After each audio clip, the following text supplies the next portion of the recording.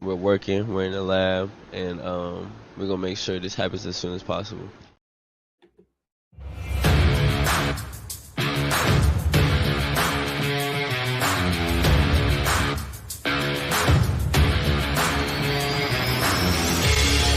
Welcome to an episode of the Sports Genes Into the Lab podcast, where sports analysts and experts dissect the latest news from the NBA and NFL, giving you a unique view on some of the hottest topics around your favorite teams. From the fresh field smells of the NFL to the hardwood courts of the NBA, and possibly your comfy couch for your fantasy football team. Let's see what kind of news the lab is working with today. Here's your host from the Sports Analytics headquarters in San Antonio, Texas, Ernest Silva.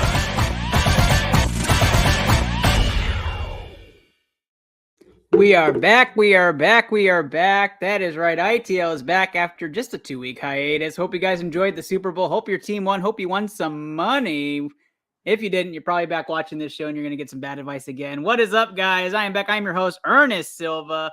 Of course, powered and sponsored by the revamped Blue Collar Media Group. Very excited to be back tonight. That's one.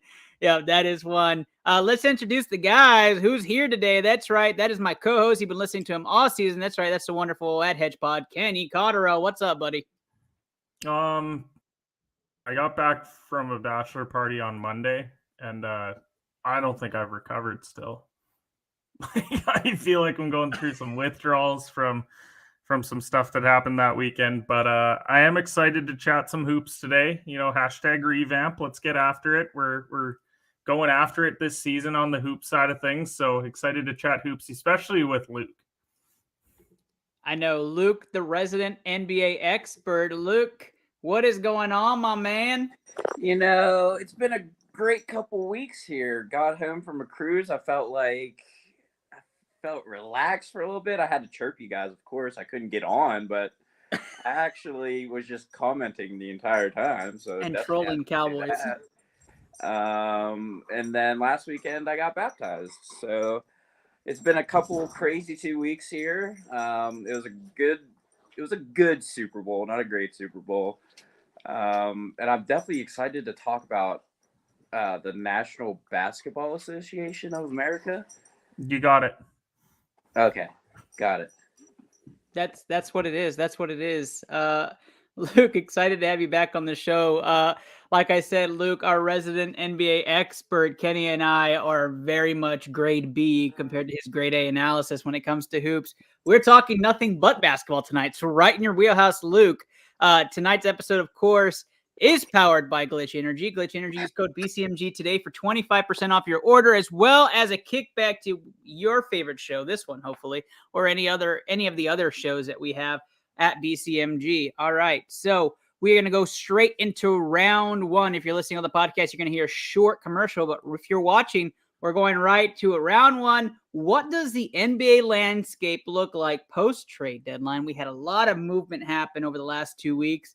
A lot of acquisitions as well that we're going to talk about, and some still up in the air. We're going to start right to it. I didn't rank these in any order, and I am literally just asking for a grade on the trade and some analysis from our experts here on this show. And so sports scientists are going to dive first into the Phoenix-Brooklyn trade, giving our thoughts. Phoenix leaves the trade deadline with Kevin Durant, and Mikal Bridges goes to Brooklyn. I'll start this one off with you, Kenny. What grade do you give Phoenix in this trade, and what grade do you give Brooklyn?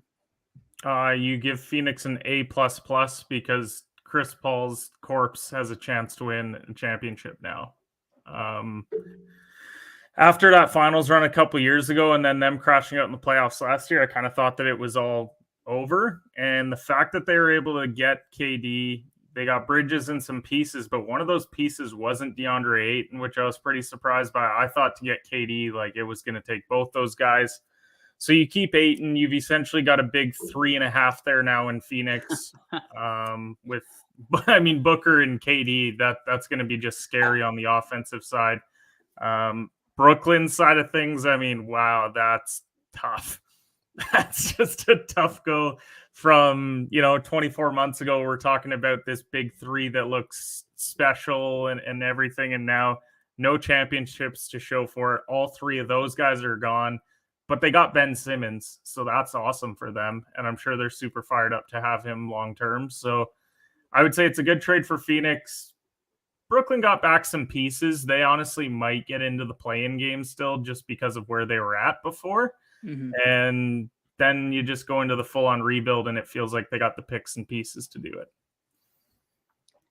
Yeah, I completely love that. Luke, for you, what grades do you give either team? F. F for both teams. For Phoenix. I mean, you traded up for a washed Kevin Durant. Washed KD, eh? Washed KD. He ain't even playing yet. Wow. He's still on the bench. Like, he's not even going to play. And then Brooklyn, I mean, that whole place is a disaster. So, and plus, who wants to leave Brooklyn for Phoenix in wintertime? I mean, that's a terrible decision. And have you seen the bridges in Brooklyn? Am I right? Right? All right. I get it. Yeah, I think for me, I'm going to give Phoenix an A for sure, if not an A+. I think I'm going to call it the big four. I'm not going to disrespect Chris Paul yet, even though it does look like a shell of himself nowadays. No, I went 3.5 because Ayton's not there yet. Oh, my bad. Yeah. I'm going to go the full four. Okay. I'm going to go the full four. So, okay, correction. I think Phoenix did phenomenal. I think this is what they're the run. This is going to make the second half run. You're going to see the sun's rising, right? That should be probably their second half slogan, if that's not already the slogan. And Phoenix, although they lost some depth, I think they'll easily be able to trim that rotation with 2 stars in each lineup. That's going to be nuts. So talent all the way around. When it comes to the Brooklyn side of things, I don't like it because as a Rockets fan, I want to see them just deplete all their talent and not get anything back, right? But they get some more youth back that they could turn into something. But as of right now, it's probably a play-in team just because they have enough wins already, probably to be a play-in team. And the East is not that deep where teams are making runs to make the play-in. So I'm going to probably give the Brooklyn Nets a B- for this trade. And I'm going to run with an A+ for Phoenix. I think that's the right grade. We'll go to the next one.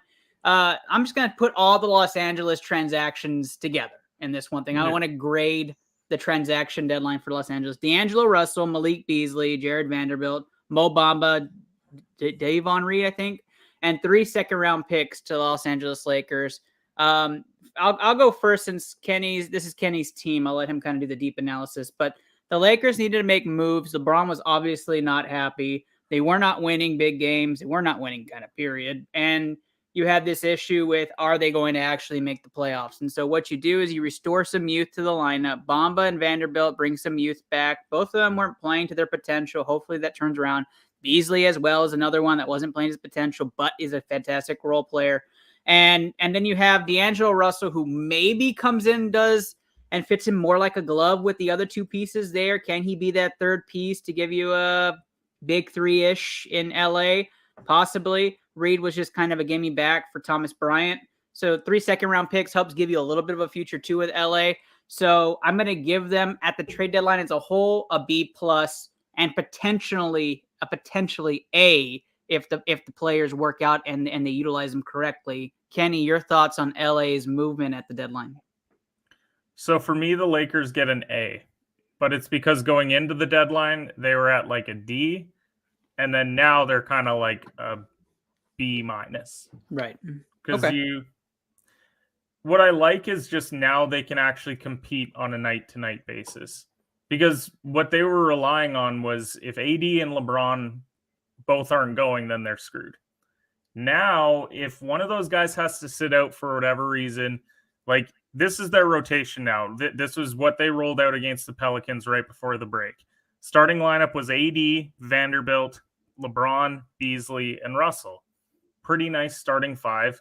And you now have a bench that has Reeves, Schroeder, Hachimura, Bamba, and Lonnie Walker. That's an actual rotation now because I had to watch Matt Ryan get NBA minutes. Crazy. I would have rather had the quarterback. I was going to say plays all season in the NFL and then decides to suit up. And then he doubles up and comes over to the NBA. that's what they were working with. Now, do I think it's enough to win the West with all the moves that happened? I really don't. I think that they're still going to be in the play-in game because they're a bit too far back. The only way that they get up to 6 is if LeBron and AD play the rest of the year. And that's a big ask. It won't happen. Two. So I think that they'll be in the play-in. It's going to, I mean, they're hoping to avoid Golden State, but with the way things are going there, you know, there could be a team that still misses out, and that could still be the Lakers. But I do think that they got better, at least for this year. Summertime, they can try and figure it out, see if they can make some more moves, revamp this thing, and really go for probably what I would consider LeBron's last year of like actually contending for a title. Next year? Yeah.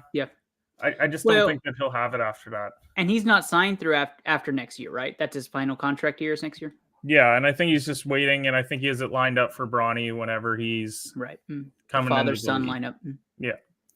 In Houston. So okay. I mean, that's obvious there. So you like what LA did. I like it. Luke, wrap us up your 10-second grade for LA at the trade deadline. W for washed.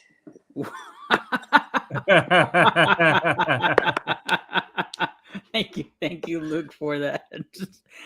We talked a little bit before we left. Kyrie Irving to Dallas made news. I think the day we had our final NFL ITL show. I don't want to rehash what we already talked about. I just want to re-highlight it as we do some analysis later on the West and where we think things end up. But for me, the Kyrie Irving trade still to me is an A-. I like it. I don't believe in there's not enough ball for, two ball handlers. I think it's going to be fine. And they've already played very well together in the short time they've been together. Kenny, do you have any rehashing thoughts on Kyrie Irving to Dallas? I mean, I think had they not made that move and all the other moves happened, we're then talking about Dallas being like the 6th best team in the West. Right. Now they're probably the 4th or 5th because you would probably have them behind Clippers, Suns, Nuggets, maybe Pelicans. That would kind of be where I would slot them in now with having Kyrie. I actually have them a lot higher. Do you? Yeah, I have them as the 2nd best team in the West. So who are they ahead of, the Clippers? They're ahead of the Clippers. With how the Clippers are playing right now?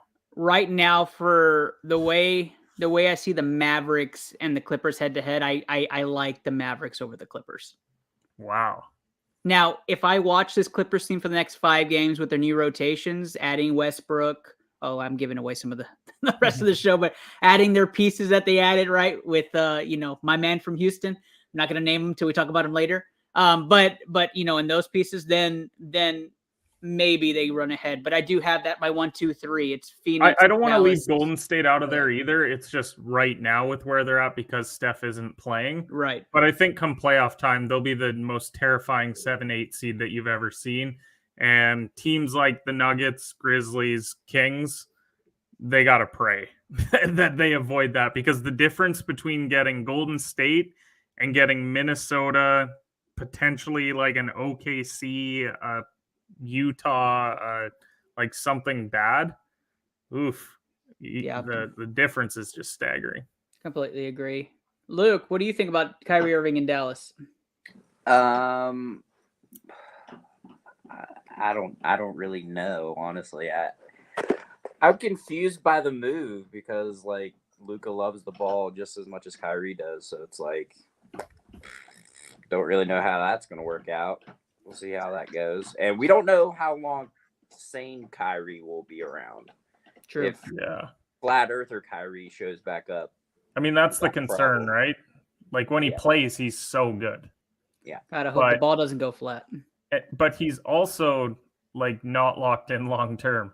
And you gave up a lot to go and get him in a summer that's not an amazing free agent class.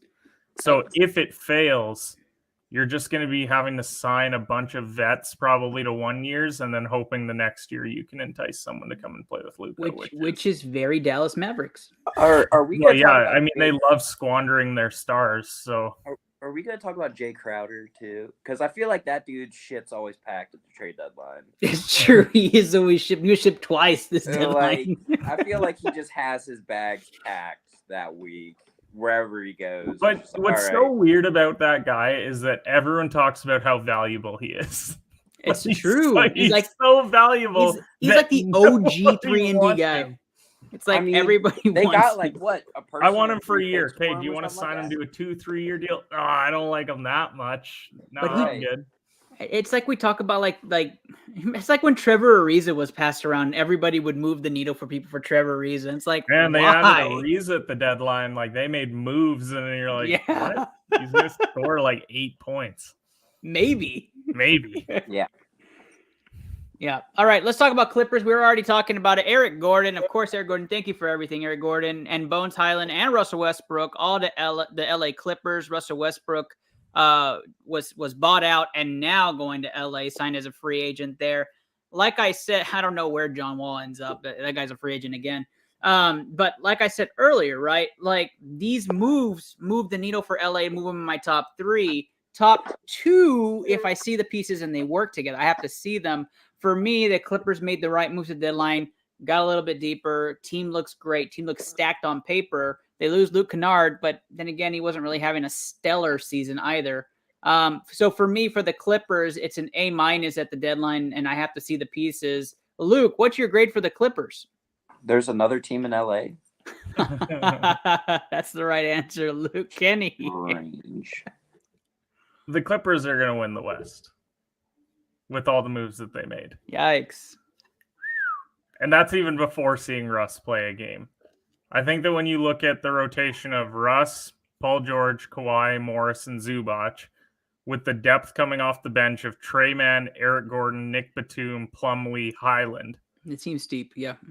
Like, that's a very deep team that can defend well. They have 2 great perimeter defenders. Now, again, this is kind of like the other team in LA where stay healthy. Because Kawhi, when he's been playing, has looked like old Kawhi. He's looked so special since then. But how long is that actually going to last? Right. And if he holds it together, I mean, that's just a very tough team to beat. That's well coached, and I don't know. I think that they're the best team in the West. I think Phoenix lacks the depth to take them on in the 7-game series. I'm not buying Denver. I'm not buying Sacramento. I mean, I have a 20-1 ticket on the Pelicans, so I guess I'm hoping for them. But outside of that, I picked them at the start of the year, 20-1 to win the West, and I feel okay about it now with some of the things that they've done. Some of the best teams we're talking about have 3 to 4 stars on their team, right? And that, like, if you're thinking about it, if you put it on paper, and the Clippers are one of those teams, right? Pelicans are another, the Suns are another, the Warriors are another, Mavericks are there. I think they got 2, right? Nuggets only have 1. Nuggets only have 1. So, I mean, if you're looking at how you stack stars, they're definitely up there. Could be the best. But okay, perfect. We'll move on. I added this one as a joke, but I just want to highlight it. Josh Richardson now at the Pelicans. I didn't. He's like Jay Crowder of guards. Yeah, pretty much. Thrown into every deal, and everyone's like, "I love Josh Richardson," and then he's there, and then they're like, "Wait, I don't remember him being like that." Is this the guy that boxed? No. Box. Oh, okay. No, not this one. But I will say this. I was listening to a really funny interview and I wanted to highlight it. I was listening to him do an interview and somebody asked him, how do you feel about getting traded at the deadline? He says, I didn't even buy a house. I was renting an apartment because I knew I'd be gone. It's like, okay. I knew I wasn't staying here either. So. That's got to be so difficult to be that guy that you know is either like a buyout candidate every year or is going to get shipped at the deadline. And it's not even because teams want him. It's because they need to make the money work. And they're like, we'll throw in $5 million with Josh Richardson and he'll play like 10 minutes. It's exactly right? Philly paid him, right? Isn't Philly the contract buyers for this one? Like they paid him a steep amount of money. I don't even know San Antonio, I don't even know who has it Dallas, and then now he's in New Orleans. Just crazy. James Wiseman to Detroit is something I wanted to highlight. This was a lot of drama at Golden State. He was not happy. He had issues with players. He's now shipped off. Golden State in this transaction gets 5 freaking second-round picks, which is nuts. Of course, some people would say second-round picks don't mean squat, but I mean, there's that. So Golden State loads up on draft capital, and James Wiseman finds a new home. For me, it doesn't move the needle much for Detroit. I think there's a lot of questions. Who's playing what in Detroit, right? It's like who's on second, what's on third with Detroit. They just have a bunch of pieces they don't know what they're doing with. A chess can't be done without a chess master. For me, it's a B. Possibly B plus, depending on how it works out for Wiseman. Detroit for Golden State end up being probably an A minus. Didn't think you'd get 5 seconds for Wiseman. Kenny, your thoughts on the trade? Detroit's kind of the island of misfit toys right now, especially with no Cade Cunningham this year. They've got Isaiah Stewart there. They brought in Marvin Bagley last year. They've got James Wiseman now. They've got a bunch of like pretty solid but not great players. And Cade Cunningham. I mean, this is just like low risk, high reward. If Wiseman gets minutes, plays 25 to 30 minutes a night, and we start to see the flashes of him in his like 3 games that he played for Memphis before he opted out to be the number 1 pick in the NBA draft, then, you know, that's a great move for Detroit. Do I think that's going to happen? Probably not. I don't know. I mean, second round picks, of course, any draft person that's listening to this is probably thinking like, oh, second round picks are so valuable. And it's like, yeah, to you, because you watch tape all day. But the grander scheme of things, like you might find one starter caliber guy out of those 5. So I don't know. I think they just had to move him because the fit wasn't there. And to be honest, I think they probably felt a little bit bad for him that he's the number 1 pick that had injuries. And it's like, go somewhere else because you need minutes. A very small piece of me values second round picks. Very small. Like the bottom of the first. Why I like it is if I know that I'm going to have late firsts and then I want to move up. Yeah. Like, hey, I'm drafting at 28. I want to move up to 19 to get my guy. I'll give you 28 and then like 30, whatever. And then a team will do that. Yeah, that makes sense. Luke, your grade. To the Detroit Lions, question mark? Lions might be better than what they're putting out there. That's true. Because he'd be a good tight end. I'll tell you that. That is true. We haven't ruled out that Amon-Ra doesn't suit up this year because Detroit really doesn't want to win games. I saw he wants to get traded.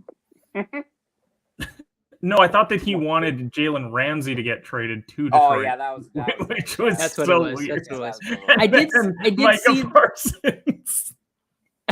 He tweets that he's just like, no one wants to go to Detroit. Since we're going to talk a bit on the Detroit Lions, did you see the DeAndre Swift rumors come out today? Nah.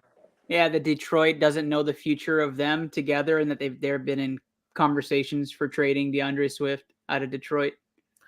Why would any team trade for DeAndre Swift knowing that there's about 95 running backs that are free agents this year? Who trades for a running back anymore? I don't know. Hey, do you want to trade for this running back that can catch the ball but he can't run between the tackles? No, I'm good. Josh Jacobs is there. Thanks. Perfect. That's my guy. All right, we're going to move on. Mike Conley goes to Minnesota. Congratulations to y'all. We're going to move on. Jakob Poeltl and Matisse Thybulle head to Portland with Mr. No. Poeltl's to Toronto. Oh, what am I thinking? Yes, you're right. But let's talk Thybulle to Portland first, and then we'll move to Poeltl. The Thybulle trade, I think, goes to Mr. Loyal, right? Damian Lillard gets a 1B candidate. Thybulle, I think, is banking on himself in this trade that he can be a 1B. Kenny, for me, I like the trade for Portland. I think there's a lot to give, though, for Portland. They need a lot more pieces, and they're not that good. I don't think it moves the needle for this year, but it sets them up for the future. Do you like the trade for Portland? Why do you need pieces when Damian's loyal? That's all I have to say. Like, can't win with 1 star.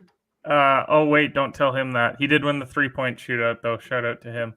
I just think that Thybulle should be in the gym with Lillard every time he's shooting threes and just get some shots up, because that's the key to him having long-term NBA success and not going to play in Europe in 2 years. Yikes. Because the defense is there. Like, that's what he's known for. But he's not Tony Allen good on defense and can make up for the fact that he can't shoot like Tony could.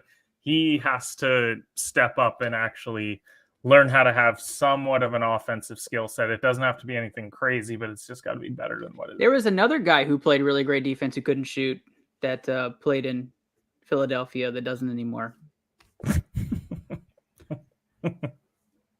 Amazing. I haven't heard much about him in a while, but I hear about him all the time. wherever you are, I remember people would argue that Ben Simmons should go to Houston for James Harden. So since we've got Jakob Poeltl up on the screen, can we start talking about the fact that Masai Ujiri's actually not that good of a GM?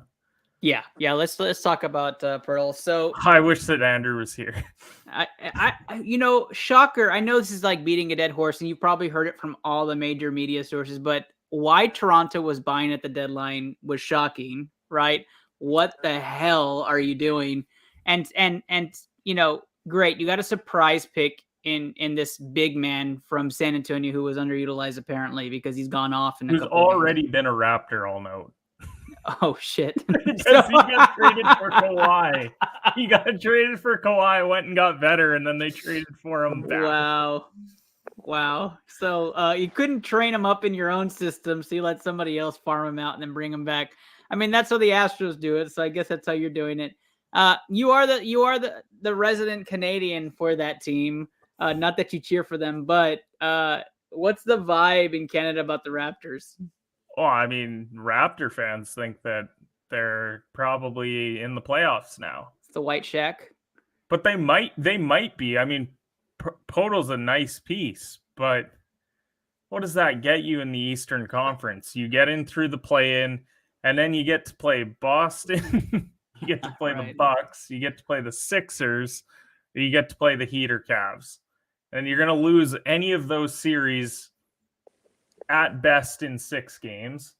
And then you're going to be back here. By the way, Fred VanVleet and Gary Trent Jr. both have player options that they're probably not going to opt into because they'll command more money.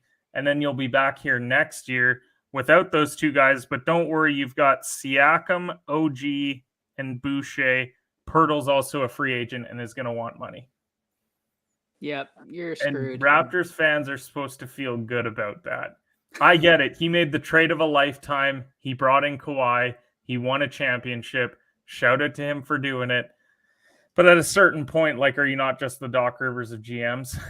Yeah, that's the truth. Are you not just the guy that's banking off of one title, and ever since then you've been pretty mid throughout your career?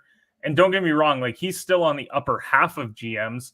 I'm just sick and tired of hearing about the fact that, like, in Masai we trust.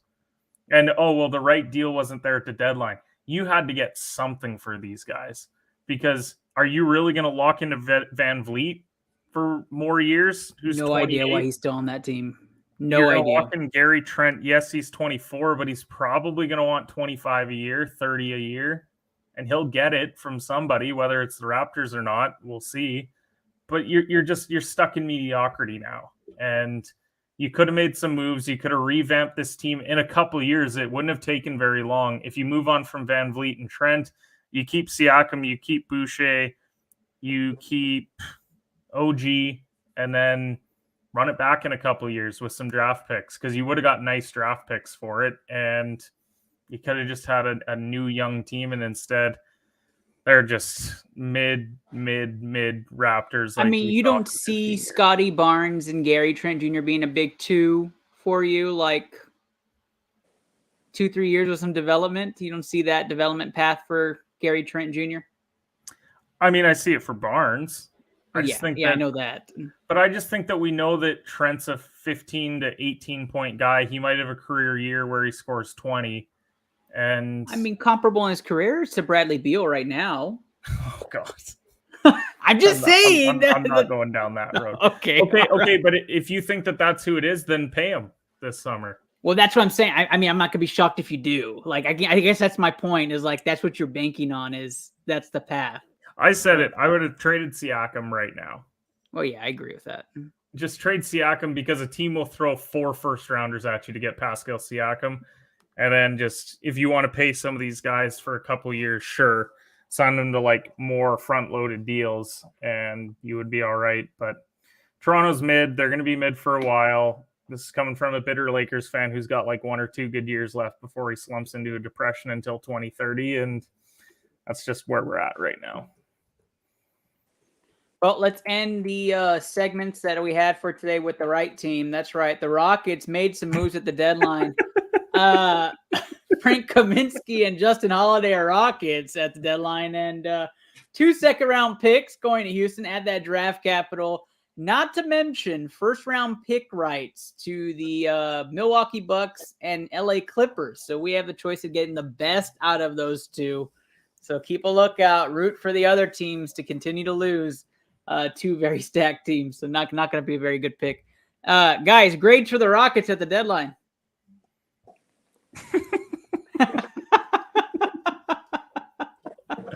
You know what's hilarious about the Rockets is that so they've got about 135 million that they're spending on the team right now, and over half of it isn't on the team anymore. Yeah, it's just paying dead cap. Wall, Favors, Green, Holiday, Harkless, Jerome, Maladon, Augustine, and Williams all are still on your books, and they're not on the team.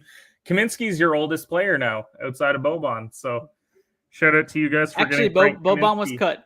Did he get cut? Okay, Boban so now cut. he is the oldest player on this team. How old is Frank Kaminsky? 27? 29. Oh, that's close. Yeah. So a bunch of 20. Well, Jayshawn Tate, close second. But he's only been in the league 3 years. Like he was like a 25-year-old rookie. So let's just be honest. So bad. Rookie of the year, Jayshawn Tate. You don't actually watch what's happening. Like, am I watching the games? Yeah, I watch every single Rockets game. Do you really? Man, it's terrible. It hurts. Yeah, you're a better fan than I am, because if I woke up every day and I had to look at Rockets plus 14.5 and thinking we're never going to cover that line, then that would suck. No, when it's an extremely competitive game, I'm really excited. That's how bad it is right now. It's like, well, they're developing. Hey, fourth quarter, we're in the game still. I'm excited. They haven't pulled their starters with 6 minutes left. Let's go. Yeah, we're actually trying. The other day somebody posted a meme tweet that was like, oh, Steven Silas gets fired. And I believed it. I didn't even look twice at it. And I just thought, yeah, that makes sense. And I just kept going on my day. It wasn't until like hours later I went to go check to see the details. It was just a joke. It wasn't real. And it's like, oh, well, you could have fooled me. I thought that he was gone. Damn. Shame on me. Jesus. That's Luke, hilarious. what are your thoughts on Houston before we go to our final 3 questions? Hire Nate McMillan. Woo! Hire Nate McMillan. Hire Nate McMillan. I Luke don't know is who all it in is, on Nate. but go for Nate. Yay. All right. We're going to finish up with these 3 questions. Number 1, where does Kevin Love end up? Start with you, Kenny. Is Kevin Love not signed yet? Nope. I thought he went to the Heat, but maybe I not. thought that he did too. Did that go through? I don't know. I thought Maybe it hasn't, but I mean, to me, that kind of no. I see him in a Heat uniform. I think he's there now. Okay. Maybe. So how does Kevin Love do with the Heat? Revamp the question. Revamp the question. I think he does all right. I mean, I feel bad that Kevin kind of got wasted in Cleveland for many years because they really wanted to pay him after the championship. Yeah. I mean, I don't feel that bad because he's super rich, but I know that he's been through a lot as a player as well. He dealt with a lot of like anxiety issues and stuff. So I hope that he has a bit of a revamp in Miami. I don't know if it'll happen. To be honest, I think he's just going to be a Laker next year. So, yeah. 4 count. We're at the 4 count. Yeah, I like when he said he was thinking about going to Philly, I thought that was perfect. I just realized I said it. That wasn't even intentional. It was organic. I thought that he was gonna do like great in Philly when there was rumors that he was considering Philly. I thought that'd be a perfect side-by-side piece. You remember the old days with Dwight Howard and Ryan Anderson? Remember those two were together? Oh, yeah. The Embiid, thanks, Luke. The Embiid love would have reminded me of that big time. Was that the Chandler Parsons days? It was a Chandler Parsons days. Talk about a guy that robbed a lot of teams. I was actually thinking about when they played together in Orlando, but yes, they did play together in Houston as well, like 8 years later. So yeah, when they were a little past their primes. But yeah, back when they were actually really good, they played on a different team. All right, let's move on. RJ Hampton, does he do well in Detroit, or is this going to be okay? Didn't he get cut? He got cut from Orlando. He got signed to Detroit. Oh, they picked him up? Yeah, right away. What was that about Island of Misfit Toys that I said earlier? Hey, he RJ also Hampton's rented there an now. apartment. Yeah. This is his last stop. He's probably going to go back to the NBL or Europe. No, that sucks. Maybe he should go and play in Taiwan and score 60 points like Dwight Howard is right now. Have you guys seen the Dwight stat lines in Taiwan? Yeah, they've been it's nuts. crazy. It's like 80 points, 30 rebounds, 9 blocks. I'm like, what is happening? It might have been a Photoshop, but I think it was like 43 points, 20-something rebounds. Like it's stupid. But the thing is, you could have told me that was true, and I believed it. Yeah. Okay. Yeah. Sure. He does look like he's playing with boys, so it's like it's really difficult to take any of that serious. All right, my last topic for NBA trades and the NBA landscape. I'm just kidding. All right, we're going to go to this commercial break. Right after this commercial break, did you know we have a BCMG stream team? You can check out some of our best streamers on Twitch. Let me tell you about a streamer. Twitch.tv. Check out this commercial and find out where our great talent is spread at BCMG. We'll talk to you guys in a minute.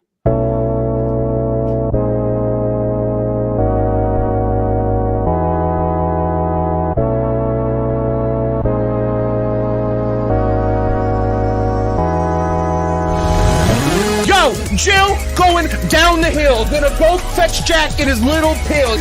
Jack feeling down and that's pretty bad. Let's go. Oh, yo, clip that headshot.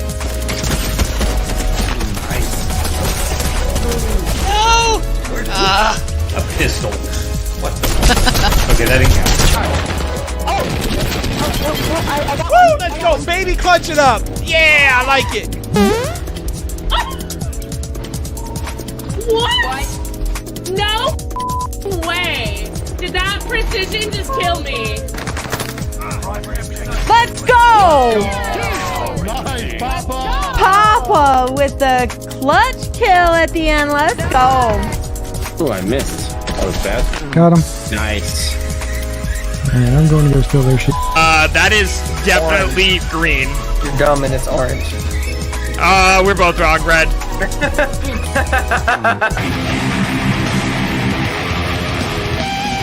I could get that solo if I tried it a couple times, but we'll come back to it.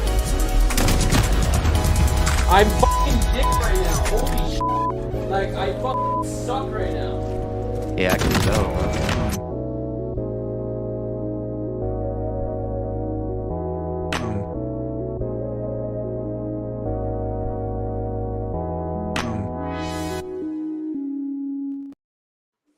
The BCMG stream team. That's right. You catch them on twitch.tv mostly. I think we still have a few streamers on Facebook Gaming, but check them out mostly on twitch.tv. The captains, the Holy Man, and Coach Peanut. You can catch them weekly, if not 2 to 3 times a week on twitch.tv. All right, round 2. We're going to mix it up a little bit. We've talked about NBA mostly, the landscape, the trades, where we're feeling things out. Let's switch up a little bit, right? Let's go NCAA. Let's talk about the AP Top 25. Just to notate a couple of those in the top 25. University of Houston, that's right. Let's go, Cougs. 25-2 this year, number 1 overall. Alabama, number 2, slips a little bit in the polls. We're not going to highlight every single team, but the Texas Longhorns at number 8, right? 21-6 this year. Kenny, did I hear a laugh? I'm glad that we're not highlighting Alabama. Yeah, no, we're not. We're definitely not. Baylor at 9. The surprise Xavier squad at 16. The Where's Zags. that a surprise? I'll get there, Kenny. I'll get there. And of course, Big 12 rounds out 23-24 with Iowa State and TCU. I'm focusing on Big 12 teams, and then whoever that's called Texas A&M is Xavier's 25. not in the Big 12. Oh, I know that's true. Well, I notate that because I think Xavier, and maybe I'm wrong. You tell me it's a different team. Wasn't Xavier like? Didn't they start the year super terrible and they've gone on this major win streak? Weren't they like ranked 9th in the conference to start the year, and then now they're like in the top 16? I mean, I don't know if that was them or Creighton did the exact same thing, because Creighton preseason was top 5 on a lot of people's boards, and then they went on like a 6 or 7 game losing streak, and everyone panicked and they're like, oh my God, Creighton sucks. And now they're back into being ranked again. So honestly, because I do the betting show, might as well plug it. Go and bet Creighton. Seriously, long term, if you want value for NCAA tournament. I like Baylor. I like Creighton. I think that there's just a ton of value to be had on both of those teams, just the way that they play. And I mean, I got Houston at the start of the year, so I'm happy with where I'm at. But outside of that, I don't love a lot of the teams that are kind of in that upper echelon right now. So we're looking at the AP Top 25 right now for you. Now, I saw this stat when I was watching the UT game. I think it was last night or the night before, and which was phenomenal. Shout out to them. They just keep playing great basketball. Now, the Big 12 has like an average ranking of like 27, which I think is just absolutely nuts. Like the next conference might be the ACC, but they're like 64 in average. Big 12 is at 27. What does that do like competitively? Like for me, I always thought you want more competition at a very high level. It helps you prep for the tournament. But we've kind of seen when these conferences get a ton of talent, they run short in the tournament. They run out of gas. Do you worry about that with Big 12 teams? They're playing hard every other night leading up to the big dance in March. I actually worry about it more for the Big 10. Okay. And I think it's because you go off names in the Big 10 more than you go off names in the Big 12. Sure. Like Big 12 this year, we're talking about teams like Kansas State, Iowa State, TCU that are good. And historically, they've kind of been mid-tier. Mm-hmm. Kansas State's probably a team that gets into the tournament a bit more. But, I mean, if you look at the Big 10, which to me, if you're betting a Big 10 team to win it all this year, then I think you're absolutely crazy. We're talking Indiana, Illinois, Maryland, Michigan State, Michigan, Iowa. These are all teams every year that are anywhere from a 1 to a 6 seed come March Madness time. Look at what happened to the Big 10 last year. Everyone always talks about, man, the Big 10, it's so good, it's so competitive. Then they don't show up come tournament time. I do think to an extent that being battle tested all year long is a bit of a myth. Look at the ACC last year as an example. You had 2 Final Four teams and 3 Elite 8 teams from the ACC. And all we heard last year was how bad the ACC is. How washed up they were. Now, when it comes to this Big 12 conference, I mean, I could see 4 teams from this conference realistically winning a national title this year, which is crazy to have that many in one conference that you truly believe. Like everyone will throw out a team's name and be like, well, they could be a long shot. But to truly believe that they're going to win a national title, because the 4 for me, I believe Kansas can go back-to-back. I believe Texas can with their talent. Baylor and TCU, they're missing Mike Miles for like a month, and they still stayed competitive. And since he's been back, they've been a lot better. Those are the 4 for me that I think really I take into consideration. I've never been high on Iowa State or Kansas State as much, but I don't know. This is the best year of college basketball in a long time. I truly believe that. No, the games have been absolutely phenomenal to watch. And if you haven't been watching, I'd start tuning in. We're getting to the conference championship times. It's really fun right now in college basketball. Just the back and forth in conference away games. Like you just see the hatred and it's just totally worth it. What I like to highlight teams I actually really pay attention to. So the Cougs have been fantastic. I thought offense would be really tough to come by this year, but in big games, they found the offense, and I've been excited to watch them. They've actually been pretty decent from behind the arc. I like the Cougs this year. I actually got them in Vegas as well before the year, so I'm really excited for that. Longhorns have been surprising to me, especially with Chris Beard leaving. Have loved the young guys coming out to play. Have loved. That's a second half team put through and through, though. They have not been leading in like 60 to 70% of their game but at halftime. Like they're just not good out of the gate. And I'm not sure that's a coaching thing. I'm not sure if that's just a young mentality thing. But Texas has not only the young guns running start, but they also have the oldest guys. Like they have 5-6 year players. Like they have like opposite spectrums. There's no mid-tier 3-4 year guys. So I'm really excited for how that program's put together. And then I've been actually watching Baylor quite a bit too, just because I keep it in Texas here and A&M. I do like both those squads. They're not as strong as I thought they would be this year. But shout outs to them. Kenny, when you have to pick like, hey, who's that weird team in the top 25 that you would give like a puncher's chance of making a deep run this year for you, who would that be?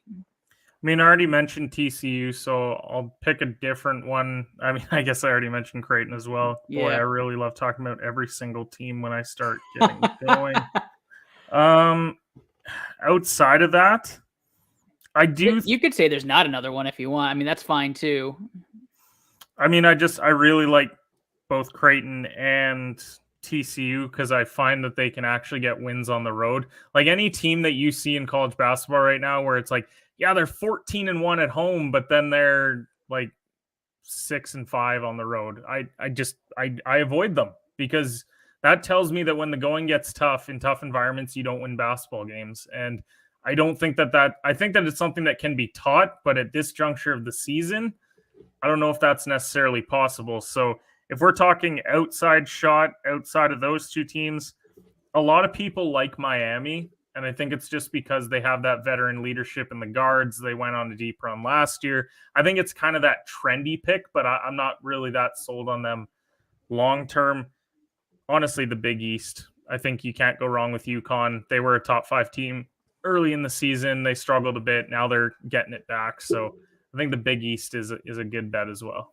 Yeah, for me, if you want to take that outside shot, it's not going to be crazy. It's UCLA for me. Everybody always keeps UCLA kind of down, but they're number 4 right now. They've got a lot of veteran leadership. They got 8 guys in rotation that's been there 2 or more years. I really like UCLA.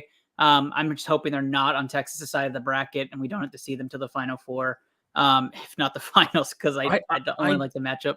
My only concern is, like, I know that we talked about the competitiveness side of things. I think to an extent, I'm fine if you only have to play 4 or 5 tough conference games. I'm not okay if you're on the Gonzaga side where you don't play anyone until the tournament. Right. And that's what concerns me a bit with UCLA and Arizona is that they basically play each other. And then after that, you're looking at USC, Arizona State, and that's about it. Because I think right now they only have 2 or 3 teams that have a bid. They might have a 4th that's kind of on the outs. And that's a bit concerning heading into the tournament because when you only really gear up for that game, then I just think that it's tough. Awesome. Luke, if you had to pick anybody in the top 25 today, who would you pick to win the whole thing? Oh, we get the first meet of the night? No. No. When was the last time Houston was number 1 in basketball? Probably the Hakeem days. Phi Slamma Jamma. They might have had number 1 a couple years ago when they went to the final at one point in the season, but weren't they number 1 at one point last year? I don't know if they were because they had that guy that was hurt last year. So. Maybe not. Alabama number 2. This isn't football. Does Oscar Tshiebwe play for University of Kentucky or Kansas? Who? Oscar Tshiebwe. Tshiebwe's with Kentucky. You know who you need to talk about on Kansas is Grady Dick. Yes. Kentucky's not ranked. Kentucky's not ranked. No. Right now.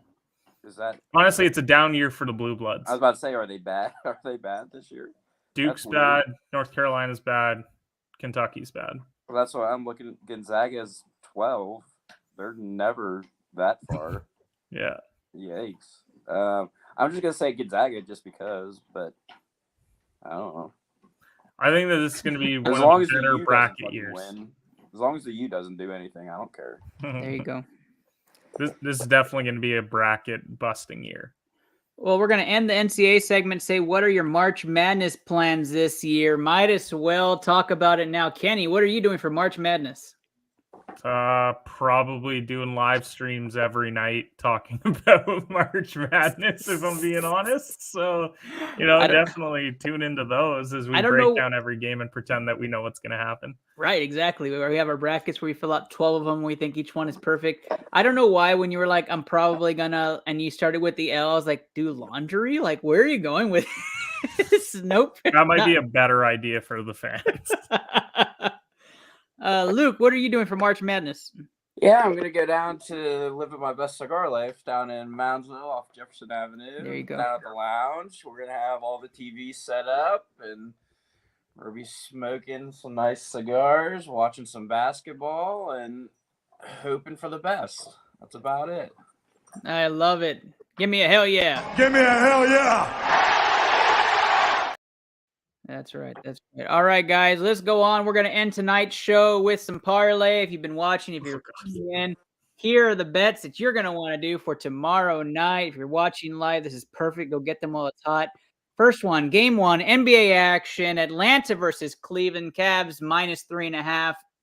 on the road for this game. Atlanta facing a head coach situation. Kenny, who do you have in this game? For this game tomorrow, I'm going to take the Hawks. Hawks money line. Kenny's going hard with the money line here. Luke. Yeah. So he's on Hawks, yeah. Atlanta Hawks. All right. That is a clean sweep. I am not taking the Hawks. I'm taking Cleveland to win this game on the road. Back-to-back. Interesting. I am taking Cleveland to win this game. I don't know if they're going to cover. It's going to probably get. No, I'm going to take them to cover. I think Cleveland wins. I think Atlanta's in turmoil. I don't think Atlanta's going to do very well. I don't think the head coach was the problem. I think they have a star problem, and that's another. Did they hire Quinn Snyder yet? No. Okay. I just saw that was a rumor. Yeah, they haven't done it yet, and even if they signed him tomorrow, it's not like he's going to get off the court. So he's not exactly rolling out rotations. No, not quite. So yeah, I'm taking Cleveland in that one. So we are off on odds ends on that one. Next one up, Chicago versus Brooklyn. Chicago 1-point favorites at home versus the Brooklyn Nets, the newly revamped Brooklyn Nets. Luke, we start with you on this one. Brooklyn 99. There we go. Brooklyn 99. First pick there. I'm taking the Bulls. The Bulls at home to win this game. Kenny. Shout out to Lonzo Ball's knees for taking the year off. Bulls money line.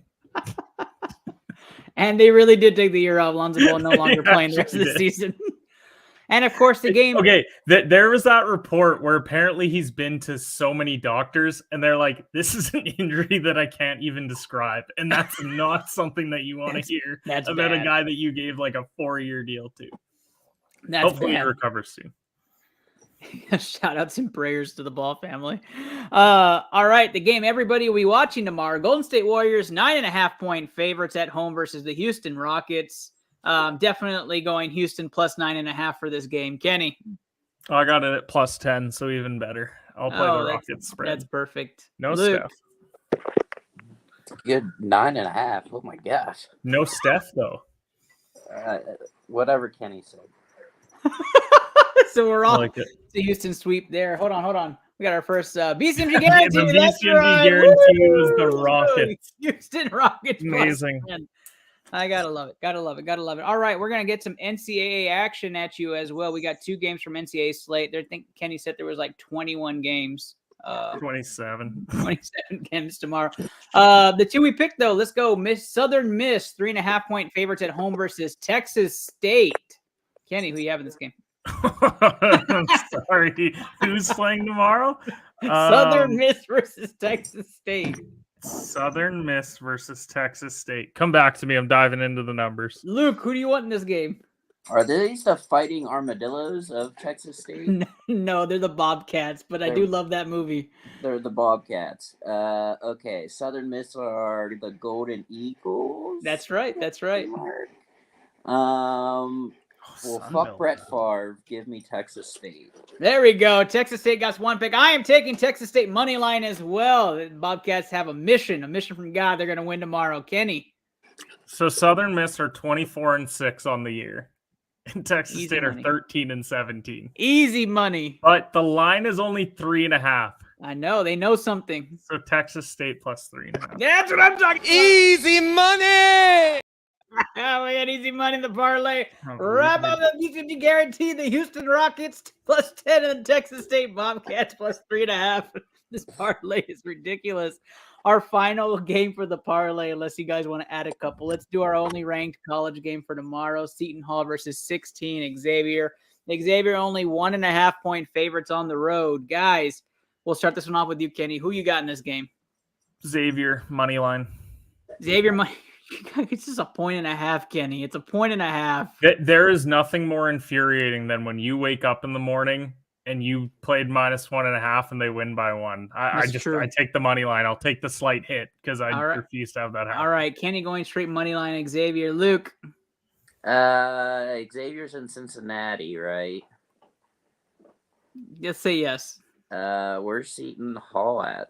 That's definitely on the East Coast. Let's go Rhode Island. Give me Cincinnati. Cincinnati. You're gonna do Xavier. I'm gonna fact check though before I get ridiculed. So Seton Hall is New Jersey. New Jersey. Apologies. Oh, for Rhode yeah. Island. Give me Cincinnati. Fuck the armpit of America. I'll be honest. I think we keep what we have. It's plus 2,000. I'm in. Okay. I'm All in right. for it as well. Plus 2,000. We're going to drop a $5 on that. And that gets us what, Kenny? I have a $100. tenner on it. So like $2.20 for a tenner. There you go. That's easy money right there. Wait. Easy money. That's right. Easy money. Easy money. Well, that's tonight's shit show. We appreciate you guys being with us today. And switching to hoops is not the easiest transition for our squad, but we really appreciate y'all. Thank you guys so much for your support. An unorthodox year as we're making that transition from football to basketball and having a summer break. So ITL getting a summer break this year. We'll have more details on that. But first off and foremost, to my newly baptized sports scientist, just Luke, tell everybody why your sign says Mike Tyson overrated, and then tell them where they can find you. So apparently Mike Tyson never fought anybody is what this podcast that I listened to said. Apparently he's never fought anybody. They were all washed up players. And then when he faced Holyfield, he got his ass kicked. And that's why he is apparently overrated, ? You can find me on Twitter at King of Hearts 82. And as always, a reminder, especially now, recently, especially in the Ohio Valley, we actually just had, sadly, a jumper. He jumped off of one of our major bridges onto one of the most busiest highways here in West Virginia. So definitely talk to people. Definitely reach out to people. Definitely reach out to me in my DMs. Call the suicide hotline. Call anybody. Call somebody. Talk to them. Times are tough, but times are tough for just about everybody. It's not just a you thing. I guarantee you, there's someone else out there that's struggling with addiction, with withdrawal, with depression, with money issues. You name it, somebody's probably out there struggling with it, or I'm struggling with it, one of the two. So I'm always here to talk. If anybody really needs it, I'm always in my DMs right there at the bottom of the screen. Thanks, Ernest. I appreciate you having me on. Of course, brother. National Basketball Association of America. Yep. We do as much as we can for the NBAA. Thank you for being on here, Luke. All right, Kenny, my co-host. Kenny, why don't you tell the people where they can find you? You can find me at HedgePod. Little bit of a show revamp just with Bet99 TV. So haven't been using as many banners, but happy to be linked up with those guys. Go check out bet99.com. Always bet responsibly. Back tomorrow morning for another show before we head into the weekend, and then launching trivia next week for my other network. So really excited for that, and appreciate you having me on, Ernest. It's always fun talking about the National College Athletic Association of Basketball. Yep, the NCAAB. I appreciate talking with you too, Kenny. Yep. And of course, I'm your host, your favorite host, Ernest Silva, with the Intel Lab podcast down in San Antonio, Texas. We appreciate all your support. Never a dull moment with you guys. Look forward to the meeting tomorrow. I look forward to all of our future shows together. I hope you guys enjoyed tonight's episode. Hope you guys reach out, and good night, everybody. Good luck with your bets. We will post this show tomorrow morning so you can get those bets in. Plus 2,000 is what we landed on. BCMG parlay. All right. Good luck to y'all, and happy hunting.